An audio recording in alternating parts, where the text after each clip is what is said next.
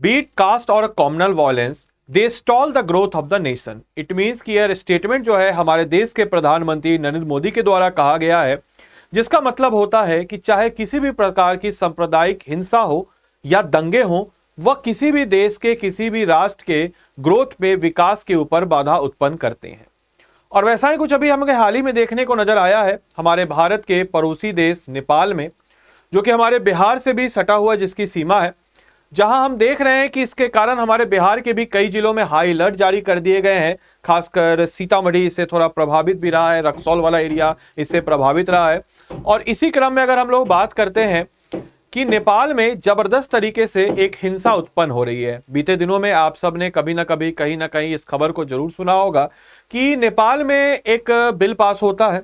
इस बिल में कहा जाता है कि भाई जितने भी सोशल मीडिया प्लेटफॉर्म है, जो खासकर America based social media platform है, चाहे अगर हम बात करते हैं यूट्यूब की, हम व्हाट्सएप की बात कर रहे हैं, और इंस्टाग्राम की बात कर रहे हैं, फेसबुक की बात कर रहे हैं, ये जितने भी US centric social media platform है, उन सब के ऊपर वहां के प्रधानमंत्री केपी शर्मा ओली ने क्या कर दिया, तो प्रतिबंध लगा दिया। अब इसके कारण वहां के युवा जो है उग्र हो गए। क्यों उग्र हुए, इसके बारे में इस वीडियो में जानेंगे। तो आइए जरा हम लोग समझते हैं इस वीडियो में। तो नमस्कार है आप सभी लोगों को, मेरा नाम है आदित्य वैभव और करता हूं आप सब लोगों का तहे दिल से स्वागत। तो आइए, जैसा कि दोस्तों आप सभी लोगों को पता है कि नेपाल जो है वह एक लैंडलॉक कंट्री है, और लैंडलॉक कंट्री नेपाल है। तो नेपाल लैंडलॉक कंट्री होने के साथ साथ वहां पे ट्रेड जो है, स्वाभाविक सी बात है, उस कदर उतना ज्यादा बेहतर होगा नहीं।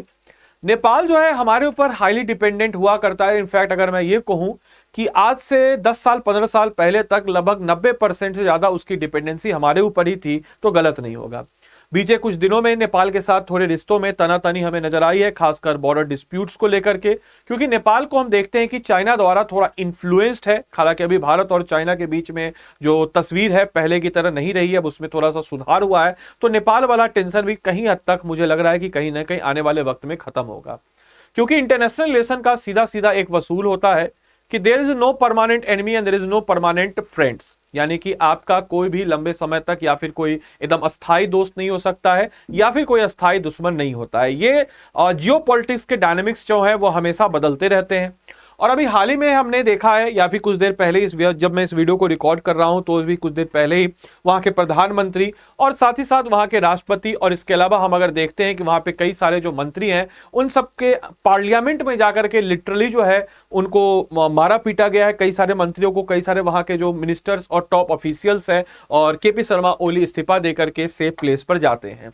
तो हम बात कर रहे हैं नेपाल की संसद में घुसे जेनजी प्रदर्शनकारी क्या है।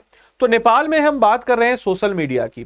देखिए, जेनजी का ये कंसर्न है कि नेपाल में कुछ ऐसा जॉब अपॉर्चुनिटी कुछ बड़ा सा है नहीं, तो मोस्टली जो है they earn from a social media. आप सबको पता होगा कि सोशल मीडिया जो है, अगर आप कुछ कंटेंट दे रहे हैं सोशल मीडिया पे, तो इन टर्म्स ऑफ रिटर्न कि सोशल मीडिया आपको कुछ पे करती है, कोई भी वीडियोस का, इन सारी चीजों का। तो नेपाल में सोशल मीडिया प्लेटफॉर्म पर सरकार द्वारा प्रतिबंध लगाया गया। कहानी यहां से शुरू होती है कि इसके बाद काठमांडू घाटी समेत कई शहरों में युवाओं ने विरोध प्रदर्शन करना शुरू किया, और साथ ही साथ प्रदर्शनकारियों ने पुलिस बैरिकेड तोड़कर संसद परिसर में प्रवेश किया, जिसके बाद पुलिस ने सबसे पहले आंसू गैस छोड़ा, और इस आंसू गैस के छोड़ने के बाद पानी की बौछार का इस्तेमाल किया। लेकिन उसके बावजूद भी जब हालत काबू में नहीं हुए तो गोलीबारी, फायरिंग भी हुई, और तकरीबन अभी तक अगर हम लोग बात करते हैं तो 15 से भी ज्यादा मौतों की पुष्टि हमें यहां पर नजर आ जाती है। हालांकि डेट जो है इसके बाद होगा, जिसका सही आंकड़ा भी आपको 1-2 दिनों के अंदर मिलेगा। तो प्रधानमंत्री केपी ओली की सरकार ने Facebook, Instagram, YouTube, WhatsApp, Reddit और एक्स जैसे, यानी कि ट्विटर जिसको हम कहते थे, 26 सोशल मीडिया एप्स पर प्रतिबंध लगा दिया। और इसके पीछे का उन्होंने कारण बताया कि आपको नेपाल में आपका ऑफिस बनाना होगा या फिर नेपाल में रजिस्टर कराना होगा, तभी आप जो है इसका इस्तेमाल कर सकते हैं। अब इसके बाद होता क्या कि नेपाल सरकार की ओर से कई सोशल मीडिया प्लेटफॉर्म पर लोग जगाए जाने के बाद सोमवार को राजधानी काठमांडू सहित देश भर के कई सारे ऐसे शहर हैं जहां पे गुस्साए युवा जो है विरोध प्रदर्शन करते हुए नेपाल की संसद में चले गए। इस दौरान पुलिस की गोलीबारी में कम से कम 14 प्रदर्शनकारियों की मौत हो गई। पुलिस ने पूरे इलाके में इसके बाद कर्फ्यू लगा दिया। कर्फ्यू मतलब कि कोई भी इंसान जो है, 3-4 जो इंसान है उससे ज्यादा एक जगह में समय में इकट्ठा नहीं हो सकता। आप सब लोगों ने इसका फील किया होगा कोरोना के समय में, ठीक वैसा ही सिस्टम किया गया। नेपाली एक अखबार है जिसका नाम है रिपब्लिका, इसके मुताबिक, ये सोर्स है नेपाली अखबार, उसके मुताबिक युवा जो है प्रदर्शनकारियों को तितर बितर करने के लिए आंसू गैस और पुलिस की ओर से हवा में, यानी कि हवा में फायरिंग की गई। देन उसके बाद दर्जनों रबर की गोलियों का इस्तेमाल किया गया, तो काम नहीं चला, तो उसके बाद एक व्यक्ति की वहां पे मौत हो जाती है, क्योंकि रबर का गोली भले ही होता है बट वो भी अगर सही एंगल से लगे और किसी गलत जगह पे लग जाए तो वहां से भी मौत हो सकती है। तो हम देखते हैं कि 3 पत्रकार जो है वो घायल हो जाते हैं और सैकड़ों अन्य जो है वो घायल हो जाते हैं। इसके अलावा एक पत्रकार जिसका नाम है श्याम शिष्ट को भी गोली लगी। ये आप देख सकते हैं तस्वीर, ये जो तस्वीर है जिला प्रशासन कार्यालय, इसमें नेपाली में लिखा हुआ है तो मैं इसको पढ़ नहीं सकता हूं, बट हाँ दिस इज द फरमान जो कि वहां से जारी किया गया था। तो जानकारी के अनुसार एक पत्रकार जिनका नाम है श्याम शिष्ट को भी गोली लगी, जिसका सिविल हॉस्पिटल में उपचार हो रहा है। वहीं अब हालत बिगड़ते देख जो है सेना ने मोर्चा संभाल लिया और प्रदर्शनकारियों को हटाना शुरू कर दिया है। और अभी अगर हम लोग बात करते हैं तो जैसा कि आप सबको पता है कि हमारे बिहार के लगभग 7 जिले नेपाल के साथ सीमा लगा रहे हैं, जिसमें से अगर हम बात करते हैं ये वाला जो एरिया है, जो चंपारण वाला एरिया है, पश्चिमी चंपारण, पूर्वी चंपारण और सीतामढ़ी, ये जो है यहाँ पे आपके रेड अलर्ट जारी कर दिया है, क्योंकि यहां से समझिए कि बहुत ज्यादा घनिष्ठता वाला हमारा संबंध है वहां से। और एक और चीज भी आपको पता होना चाहिए कि इसके लिए एक स्टेटमेंट भी हमारे प्रधानमंत्री मोदी ने किया था कि नेपाल के साथ हमारा रोटी बेटी का रिश्ता है। तो you can coat this type of statements, अगर आप मेंस पॉइंट ऑफ व्यू से देख रहे हैं तो आप इसको स्टेटमेंट को कोट कर सकते हैं। इंटरनेशनल रिलेशंस वाले खासकर टॉपिक या कोई करंट वाले इश्यूज है उसमें आप इन सारे पॉइंट्स को डाल सकते हैं। इसके अलावा प्रदर्शनकारियों ने पुलिस बैरिकेड तोड़कर और गेट फांद करके हम देखते हैं कि न्यू जो है बानेश्वर स्थित जो संघीय संसद परिषद में धावा बोल दिया और प्रदर्शनकारी ने पहले शांति बनाए रखने का संकल्प लिया, लेकिन पुलिस ने जब उन्हें तितर बितर किया, आंसू गैस का इस्तेमाल किया तो लोग बेकाबू हो गए। और इसके बाद प्रधानमंत्री केपी ओली की सरकार ने 4 सितंबर को फेसबुक, इंस्टाग्राम, यूट्यूब, व्हाट्सएप और इसके जैसे 26 सोशल मीडिया प्लेटफॉर्म पर बैन लगाने के लिए अपना एक पॉइंट भी रखा। उन्होंने बोला कि अगर मैं बैन लगा रहा हूं तो इसके पीछे का कारण यह है कि मैं चाहता हूं कि ये सारी की सारी कंपनियां नेपाल में अपना एक रीजनल सेंटर बनाए, नेपाल के सरकार की तरफ से रजिस्टर हो, तभी हम उसको जो है ये सारी चीजों का इस्तेमाल कर पाएंगे। अब इसके बाद सेना इस बिगड़ते हुए माहौल के बाद अपना मोर्चा संभालती है, लेकिन समस्या का समाधान यही नहीं होता है, क्योंकि हमें नेपाली अखबार एक है द हिमालयन, इसके अनुसार कहा गया कि नेपाल की सरकार ने कहा कि सोशल मीडिया पर लगे बैन को तब हटाया जाएगा जब फेसबुक, यूट्यूब सरीखे कंपनियों ने नेपाल में अपना दफ्तर नहीं खोल लेंगे। मतलब कहा जा रहा है कि आप अगर नेपाल में अपना दफ्तर खोलिए, ऑफिस खोलिए, उसके बाद जो है आपके ऊपर से बैन तभी हटाया जाएगा, अन्यथा इसको नहीं हटाया जाएगा। इसके अलावा ओली सरकार का कहना है कि सोशल मीडिया सेवाएं देने वाली कंपनियां नेपाल में आकर रजिस्टर करवाएं और धांधली और गड़बड़ी को रोकने के लिए एक सिस्टम तैयार करें, और उसके बाद ही जो है हम जो है आगे जाकर जैसे टिकटॉक। इसके अलावा आपको ये भी बताते चले कि नेपाल में कुछ जो चाइना सेंट्रिक कंपनी है, जैसे टिकटॉक है, वाइबर है, निम्बज है, वीचैट है, पोपो लाइक है, इन सारी कंपनियों को बैन नहीं किया गया, क्योंकि इससे ये साफ साफ पता चल रहा है कि कहीं ना कहीं ये चाइना से इन्फ्लुएंस कंपनियां हैं, तो वहां से उसको बैन नहीं किया गया। और इसकी जो योजना है कहीं ना कहीं इसके ऊपर भी प्रदर्शित करती है कि वो कहीं ना कहीं चाइना से इन्फ्लुएंस हमको नजर आ जाता है।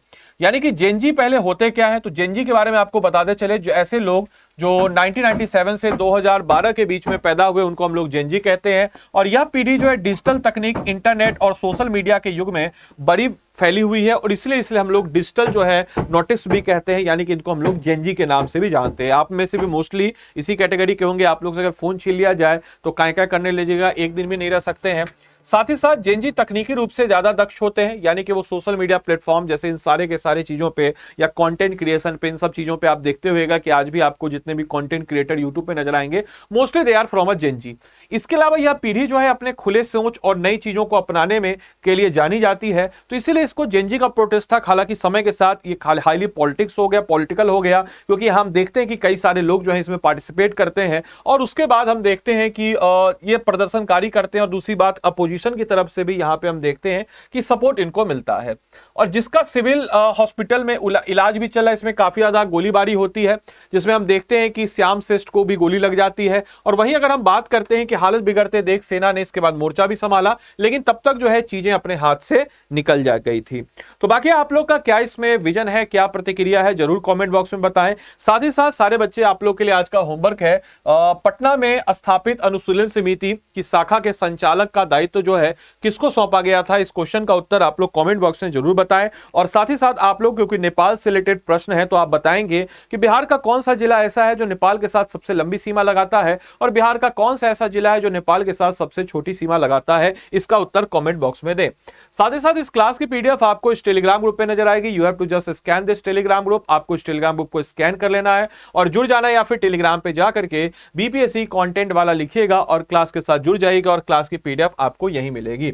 इसके अलावा आप में से कोई भी जन अगर हमारे पेड कोर्स के साथ इनरोल करना चाहता हो तो आपको बताते चले कि कल से, यानी कि कल नहीं 13 तारीख जो आपका एग्जाम हमारा होगा बीपीएससी का, उसके बाद एक नया सेशन हो जाएगा। और इस नए सेशन से पहले आपको बताते चले कि कोई भी कोर्स अगर आप लेना चाहें तो आपका जो एट प्रेजेंट प्राइस आप देख रहे हैं, प्राइस आने वाले वक्त में बढ़ने वाला है। तो आपको बताते चले प्राइस हाइक होने वाला है। तो सारे बच्चे, अगर आप में से कोई भी जन जो 72वीं बीपीएससी की तैयारी करते हो तो इस कोर्स में इनरोल कर सकते हैं। जैसे आपको करना क्या है, स्टडी IQ के ऐप या वेबसाइट पे आप चले जाएंगे। स्टडी IQ के ऐप या वेबसाइट पे जब आप चले जाएंगे तो यहां पे आप स्टेट PCS पे आइएगा, बिहार पे आइएगा। बिहार पे आने के बाद आपको क्या करना है, तो बिहार PSCS आरंभ 9.0 पे आइएगा, बाय नाउ पे आइएगा। इस कोर्स की खास बात मैं आपको बताते चलूं कि इसमें जो है आपके समक्ष, इस कोर्स में अगर हम बात करते हैं तो 1400 प्लस घंटे की लाइव क्लासेस नजर आ जाती है। इस लाइव क्लास में आपको प्रीलिम्स, मेंस, इंटरव्यू तीनों का पढ़ाया जाएगा। इंडिविजुअल मेंटरशिप देगा। आप किसी भी संस्था में चले जाएंगे, वहां पे आपको जो टीचर होता है वही मेंटर होता है, बट हमारे यहाँ टीचर तो मेंटर होंगे ही होंगे। हम लोग एक इंडिविजुअल मेंटर आपको प्रोवाइड कराते हैं जो आपके सुख दुख, कैसे तैयारी हो रही है, किस प्रकार से चीजों करना, उन सारे पहलुओं पे आपकी मदद करेगा। साथ ही साथ मंथली करंट अफेयर्स मैगजीन आपको इसमें मिल जाता है। साथ ही साथ इंटरव्यू गाइडेंस प्रोग्राम भी हमारे ऑफलाइन सेंटर्स आप सबके समक्ष हैं, पटना में अवस्थित है। तो यहां पे आपको हमारे इंटरव्यू गाइडेंस प्रोग्राम भी आपको इस कोर्स के साथ मुहैया मिल जाता है। साथ ही साथ आपको यह भी बताते चलें कि इस कोर्स की एक और बहुत ही जबरदस्त खास बात है कि इस कोर्स में आपको हैंड रिटेन नोट्स भी मिल जाता है, यानी कि मास्टर जो पढ़ाएगा वो आप लोग लिखिएगा, अलग से आपको हैंड रिटेन नोट्स भी मिल जाता है। साथ ही साथ इसमें जो है हैंड रिटेन नोट्स के साथ साथ क्रक्स भी मिल जाएगा, जो कि आपको किताब उताब कुछ लेने की भी जरूरत नहीं। अच्छा, हार्ड कॉपी में भी हम लोग किताब भेजते हैं, तो अगर मान के चलिए आप लोग को हार्ड कॉपी में हमारा बुक सेट चाहिए तो ये प्लेटिनम वाला पैकेज है, इस प्लेटिनम वाले पैकेज को आप लोग ले सकते हैं। इसका आपका कोड से आदि लाइव कोड लगा करके 16,999 पड़ेगा। और एक गोल्ड वाला पैकेज है, इसमें आपको किताब नहीं मिलेगा, साथ ही साथ इसमें आपको बहुत सारा एडिशनल फीचर भी है। 4 साल का ये वैलिडिटी है, इसके अलावा ये 2 साल का वैलिडिटी है। इस कोर्स की खास बात और अगर हम करते हैं तो इसमें 100% स्कॉलरशिप, ये बड़ा इंपॉर्टेंट है। 100% स्कॉलरशिप कहने का मतलब यह हुआ कि अगर आप हमारे इतना जब हम लोग मेहनत आपके ऊपर करेंगे तो स्वाभाविक सी बात है कि आपका प्रीलिम्स तो निकलेगा ही निकलेगा। जैसे ही आपका प्रीलिम्स निकला, अपना एडमिट कार्ड भेजिएगा और एडमिट कार्ड भेजने के साथ ही साथ जो है आपका जो भी मोड ऑफ पेमेंट से आपने पेमेंट किया हो, आपका 100% रिफंड जो भी मोड ऑफ पेमेंट से आपने किया हुआ हो जाएगा। और अगर आप आदि लाइव कोड इसमें लगा देते हैं, जैसा कि मैंने आपको बता दिया है, तो आपको मैक्सिमम डिस्काउंट और साथ ही साथ मेरी तरफ से एडिशनल मेंटरशिप भी आपको मिल जाता है। तो आदि लाइव कोड को लगाइए, मेरी तरफ से एडिशनल मेंटर भी पाइए, मैक्सिमम डिस्काउंट भी पाइए। ऐसे तमाम तरह की चीजें आपको इस कोड को लगा करके इस कोर्स में अगर आप इनरोल करते हैं तो आपको मिल जाती है। तो बाकी उम्मीद करेंगे आप लोग अपनी प्रतिक्रिया को जरूर कमेंट बॉक्स में बताएं। धन्यवाद and thanks for watching this session.